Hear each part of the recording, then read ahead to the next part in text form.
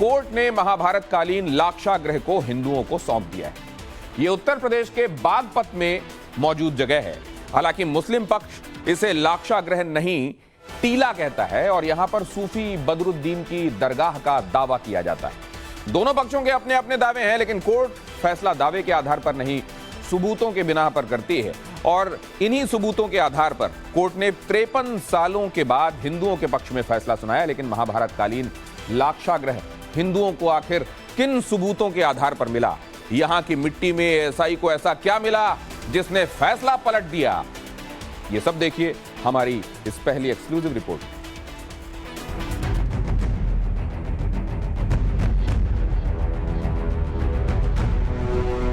आज हमारा एक नया सूर्य उदय हुआ है, एक नया प्रकाश आया है, जिससे इस क्षेत्र को नई दिशा मिल सके।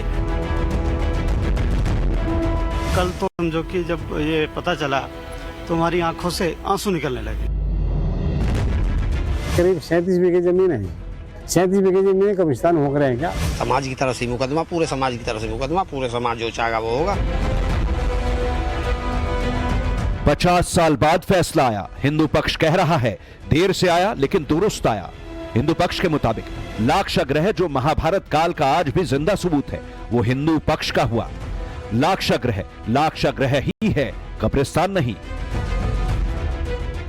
विजय विजयोत्सव हम सभी मना रहे हैं। ये बहुत आवश्यक भी था और ये प्रभु की कृपा होगी। बहुत ही सुंदर, बहुत ही प्रसन्नता है। अयोध्या में सच की जीत दुनिया देख चुकी है। ज्ञानवापी के श्रृंगार गौरी में हिंदुओं की आस्था का दीपक जल रहा है। अखंड रामायण पाठ हो रहा है। मथुरा में कृष्ण मंदिर के सबूत पर जज साहब को फैसला लेना है और अब बागपत में जज साहब ने फैसला कर दिया। लाक्षागृह हिंदू पक्ष का हुआ। जी हां, लाक्षागृह हिंदू पक्ष का ही हुआ। हो सकता है आप में से बहुत से लोगों को मालूम ना हो कि लाक्षागृह है क्या, तो आज आपको मालूम होगा। कृष्ण है तो लाक्षागृह है, अर्जुन है तो लाक्षागृह है, भीम है तो लाक्षागृह है, युधिष्ठिर है तो लाक्षागृह है। कहने का मतलब कि महाभारत के पुरुषार्थ और परमार्थ की कथा है तो लाक्षागृह भी है, और वही लाक्षागृह अब हिंदू पक्ष का हुआ। मुकदमा चला, सबूत रखे गए, सबूत जज साहब ने देखे और डिसीजन दे दिया। लाक्षागृह हिंदू पक्ष का हुआ। जिस महाभारतकालीन लाक्षागृह की जमीन पर मुस्लिम पक्ष अपना दावा ठोकता रहा, वो जमीन अब कोर्ट ने हिंदुओं को सौंप दी। कोर्ट ने वैज्ञानिक प्रमाण के आधार पर लाक्षागृह में टीला या मजार, आप जो माने, उसके साथ 100 बीघा जमीन हिंदुओं को सौंपने का आदेश दिया। जो हमारे तथ्य थे उनको परख करके ये निर्णय दे दिया है कि ये वास्तव में लाक्षागृह की ही भूमि है।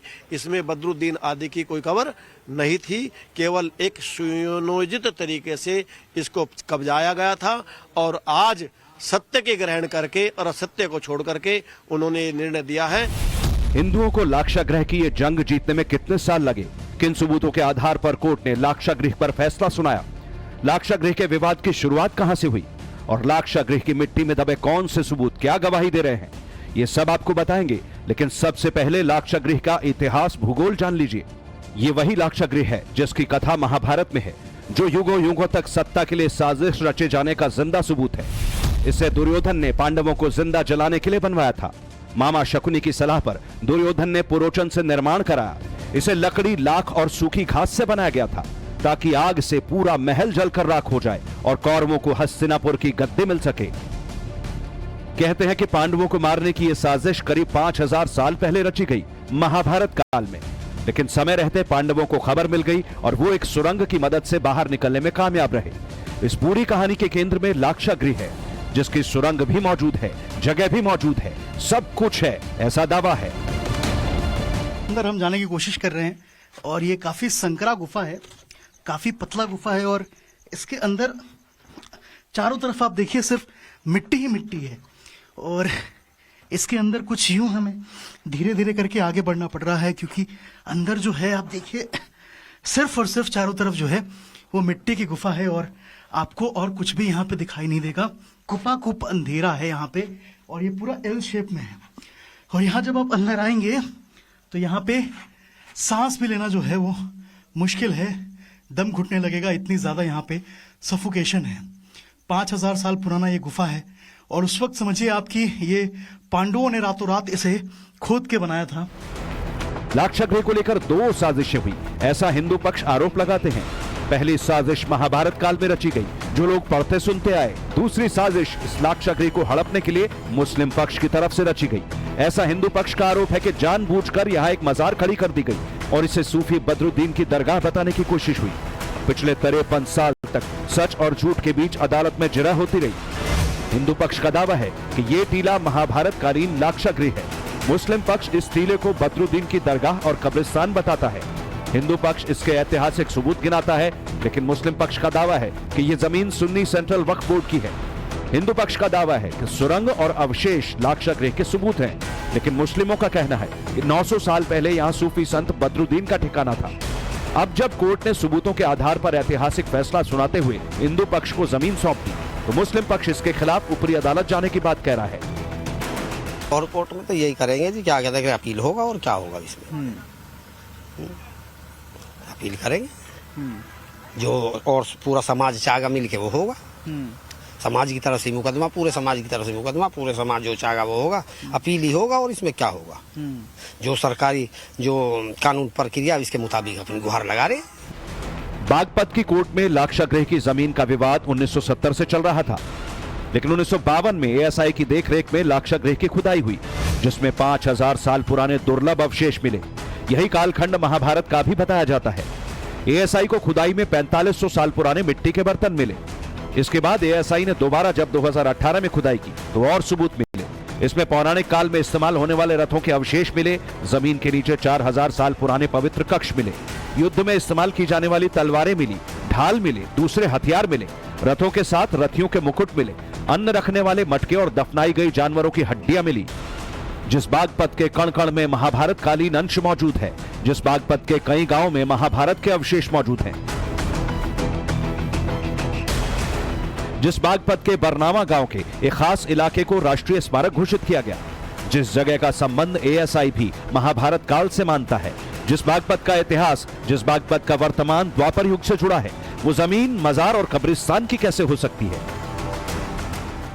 हमारे जज साहब ने जो फैसला दिया है, निर्णय दिया है, न्याय का फैसला दिया है और इसमें सभी को खुशी है, बहुत ज़्यादा खुशी है। और सन 53-54 साल में फैसला आया है। रात दिन वहाँ कोर्ट में आने जाने में बड़ा है, सब गुरु जी का आशीर्वाद है। एएसआई हो या फिर देश दुनिया के एक्सपर्ट, सबने माना कि बागपत में जो भी मिला वो कम से कम 4 से 5000 साल पुराना है। मतलब ये कि उस वक्त के सबूत हैं जिस वक्त दुनिया में सनातन का राज था। इस वक्त तो इस्लाम का कोई अस्तित्व था ही नहीं। दुनिया में सिर्फ सनातन ही सर्वोपरि था। बागपत का अतीत और वर्तमान सब कुछ महाभारत काल से जुड़ा है। इसी बागपत में हिंदुओं की आस्था पर चोट की गई, लेकिन अब कोर्ट ने फैसला सुना दिया है। इसके बावजूद दर्द है कि कम होने का नाम नहीं ले रहा। अदालत ने क्या फैसला करा है, क्या नहीं करा है, इस पर मैं क्या कह सकता हूँ। हम सब लोग अदालत से बंधे हुए हैं और यही हमारी डेमोक्रेसी की खूबसूरती है। अगर हम ही अदालत को नहीं मानेंगे तो फिर लोकतंत्र कहाँ बचेगा। जो लोग सवाल उठा रहे हैं, लाक्षागृह की सच्चाई को पचा नहीं पा रहे, उन्हें वो सारे सबूत देखने चाहिए जो आज के नहीं महाभारत काल के हैं, यानी 5000 साल पुराने। अब इन सबूतों पर कोर्ट भी अपनी मुहर लगा चुका है, लेकिन विरोधी ब्रिगेड मानने को तैयार नहीं। ये वही लोग हैं जो राम मंदिर से लेकर ज्ञानवापी और मथुरा पर सवाल उठाते रहते हैं। 500 साल पहले बाबर ने राम मंदिर तोड़कर 1527 में बाबरी मस्जिद का निर्माण कराया। 100 साल पहले औरंगजेब ने भगवान विश्वेश्वर का मंदिर तोड़कर ज्ञानवापी मस्जिद बनवाई और मथुरा में श्री कृष्ण मंदिर को तोड़कर शाही मस्जिद का निर्माण कराया। मुगल आक्रांताओं की नफरत का इतिहास सिर्फ अयोध्या, काशी, मथुरा और बागपत तक सीमित नहीं। इतिहासकारों का दावा है कि करीब 1800 हिंदू मंदिरों को ध्वस्त करके मस्जिदें मजार बनाई गई। 2014 के बाद से जिस तरह से देश बदल रहा है, उसे पूरी दुनिया देख रही है। आज की सरकार फैसले लेने में देर नहीं लगाती। कोर्ट भी फास्ट ट्रैक में फैसले सुनाती है। मोदी सरकार में फैसले ताबड़तोड़ तरीके से लेने की क्षमता है। इसीलिए राम मंदिर में रामलला भी विराजमान हो चुके हैं और कोर्ट के फैसले के बाद ज्ञानवापी में पूजा भी हो रही है। इस हकीकत को 140 करोड़ हिंदुस्तानियों को स्वीकार करना चाहिए। Bureau report.